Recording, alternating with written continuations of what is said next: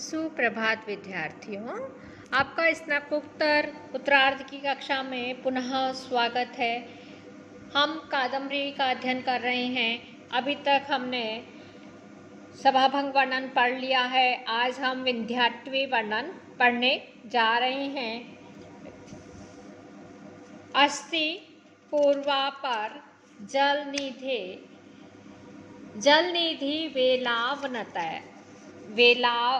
वेलावन लगना। अस्ति पूर्वापर जलनिधि वेलाव लगना। अस्ति यानी है।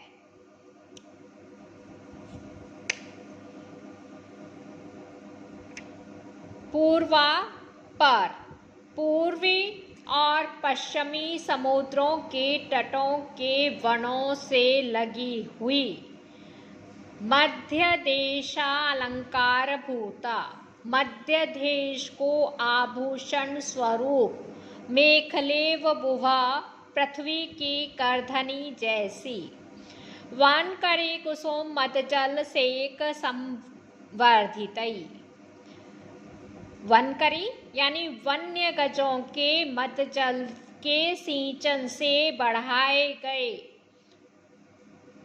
अत्युच्चतया अत्यधिक ऊंचे होने के कारण शिखर देश लगनम अपने ऊपरी भाग पर लगे हुए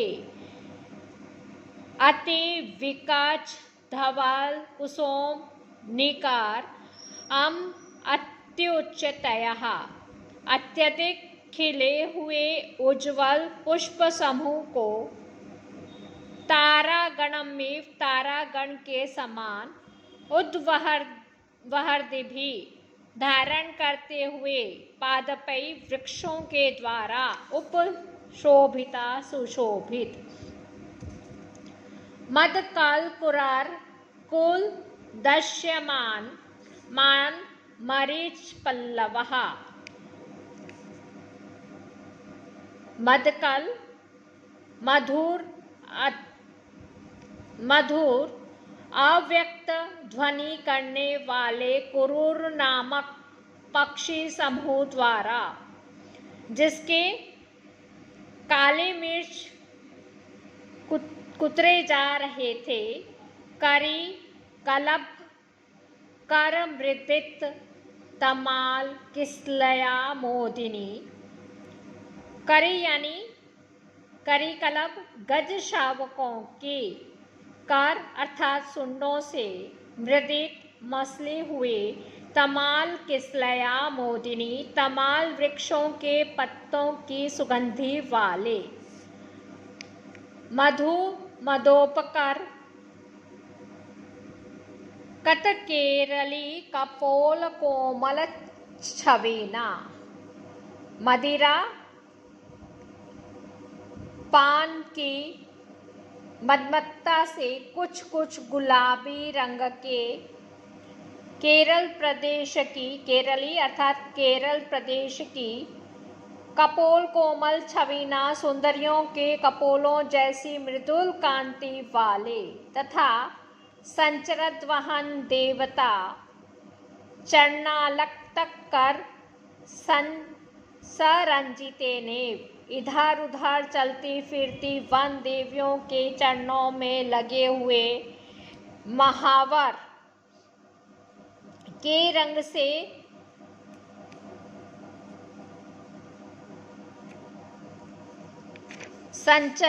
संचरितेन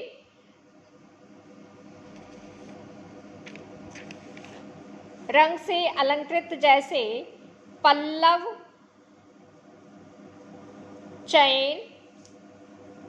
चयने संच्छादिता।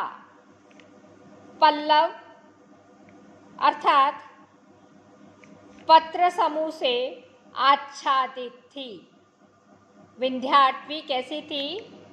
जो कि एक प्रसिद्ध विंध्याटवी है जो कि पूर्व और पश्चिमी समुद्र के तटों के वनों से लगी हुई अर्थात पूर्व समुद्र तट से पश्चिमी समुद्र तट तक विस्तृत है और जो कि पृथ्वी की करधनी के समान मध्य प्रदेश की आभूषण स्वरूपा है, वह विंध्याटवी है, उन वृक्षों से सुशोभित थी। वन्य गजों के मध्यजल के सिंचन से बढ़ाए गए तथा अत्यधिक ऊंचे होने के कारण मानो अपने ऊपरी भाग पर लगे हुए अत्यधिक खिले हुए उज्ज्वल पुष्प समूह को तारागण के समान धारण किए हुए थे। वह विंध्याटवी मदवश मधुर अव्यक्त ध्वनि करने वाले कुरर नामक पक्षियों द्वारा कुतरे गए काली मिर्च के पल्लवों वाली थी। अर्थात विंध्याटवी के काली मिर्च के पत्तों को कुरर नामक पक्षियों ने कुतर डाला था। यह विंध्याटवी गज शावकों के सुंडों से मसले गए तमाल वृक्षों के पत्तों की सुगंधि से सुगंधित थी तथा यह मदिरा पान की मत्तता से कुछ कुछ गुलाबी रंग के केरल प्रदेश की सुंदरियों के कपोलों जैसे कोमल कांति वाले और इधर उधर चलती हुई वन देवियों के चरणों में लगे हुए महावर के रंग से रक्तीकृत जैसे पल्लव समूह से आच्छादित थी। इस गद्यांश में विंध्याटवी का वर्णन किया गया है।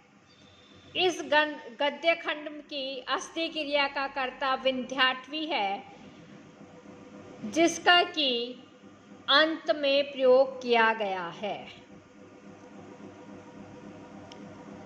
भावार्थ यह है कि यह विंध्याटवी पूर्व और समुद्र के किनारों से लेकर पश्चिम समुद्र के तट तक फैली हुई थी। पृथ्वी की करधनी के समान मध्य भाग का भूषण होने के कारण यह मध्य प्रदेश की अलंकार स्वरूप थी।